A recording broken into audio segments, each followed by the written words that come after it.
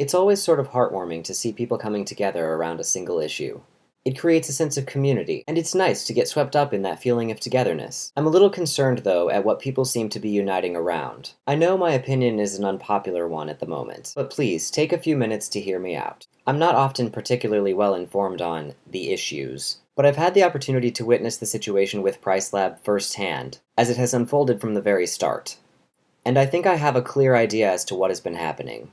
I'll admit right away that I don't know President Allen. I have only interacted with him in relation to this situation, so I don't have a good handle on his history, which, from what I've gathered, seems to be a good one.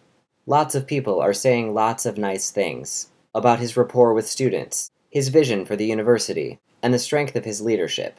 I don't disagree with any of that, in respect to his history, because I don't know his history. And while many might feel that his history should outshine whatever is happening currently, I feel that a number of people haven't been well informed on what has actually happened. Before I briefly explain what I've witnessed, and why it has led me to support and understand the faculty's vote of no confidence, let me just mention one thing.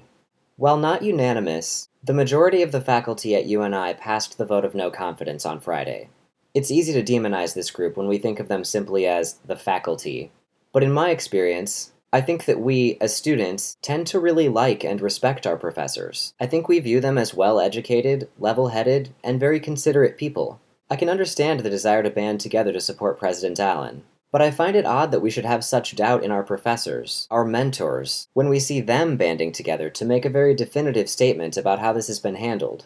I cannot think of a single professor who would make this decision lightly. So I wonder, is Allen's history really so glowing that we think it likely that a majority of the UNI faculty would express such a public concern simply because they are upset or being petulant? I'm also a bit concerned that the sentiment of embracing change that so many expressed in relation to the closing of the lab school is suddenly so abhorrent when it might involve the deposition of one man. Should we embrace change rather than fighting for an entire school, while we instead band together to support one person? But enough rhetoric. Here are the facts, and the reason that I understand and support the faculty's vote of no confidence. They're actually quite simple. I'll begin and end with the most important, and the one that should concern every UNI student connected to the College of Education, if not every UNI student. Regardless of how you feel about the role and function of PriceLab School, it cannot be denied that at the very least, the Level 2 placements at PriceLab make up a substantial part of the teacher education program. The recommendation to close the school was developed and delivered with no collaboration or communication with PriceLab faculty, and very little with UNI faculty. In fact, what communication President Allen did receive from UNI faculty, urging him against the recommendation, he disregarded. Of most concern, however, is not simply the lack of communication with PriceLab and UNI faculty, but is, instead, the lack of any feasible plan to replace the role that PriceLab played.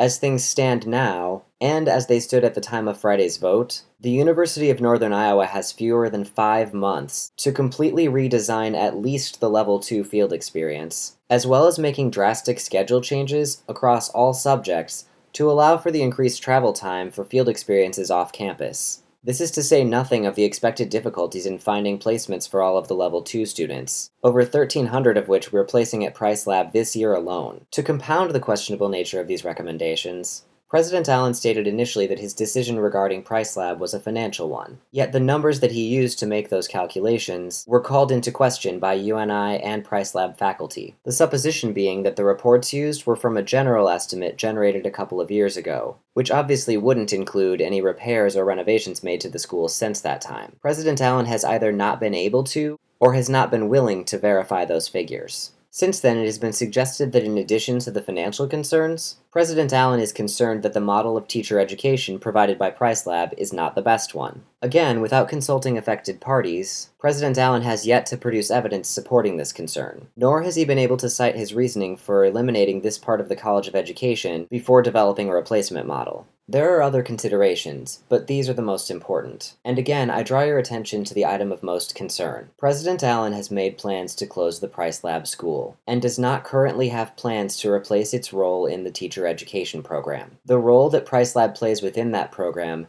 has been being developed for over 60 years. To think that it can be replaced in fewer than 5 months is, To put it simply, ludicrous. I understand the desire to stand behind our president, especially if he has been as wonderful as many of you say. But I call on you to remember that until now, most of us would have stood firmly behind our professors, our advisors, our mentors as well. I ask you to consider whether our esteemed faculty would have made this decision lightly, without full knowledge of what it represents. If you doubt their reasons or their motivation, you need look no further than the text of the resolution that they passed. In addition to more eloquently phrased versions of what I've said already, the phrase, "These decisions have been made in secrecy, with no meaningful input from interested parties including faculty or students," says quite clearly why this group would lack confidence.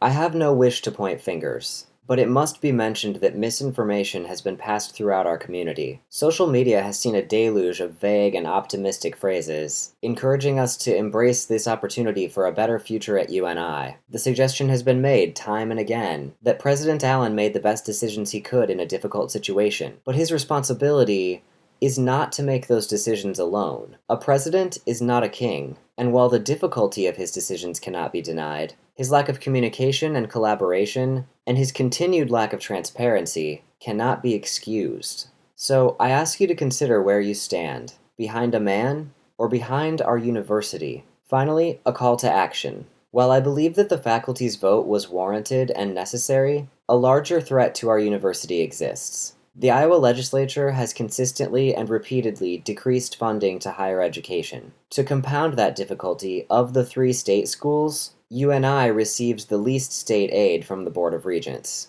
I urge you to contact your legislators, the governor, and the Board of Regents. Tell them enough is enough. We need increased funding to higher education if we hope to continue Iowa's reputation of academic excellence. We need more resources if we hope to continue to position UNI as Iowa's premier education university. We cannot continue to raise tuition. We cannot continue to cut programs.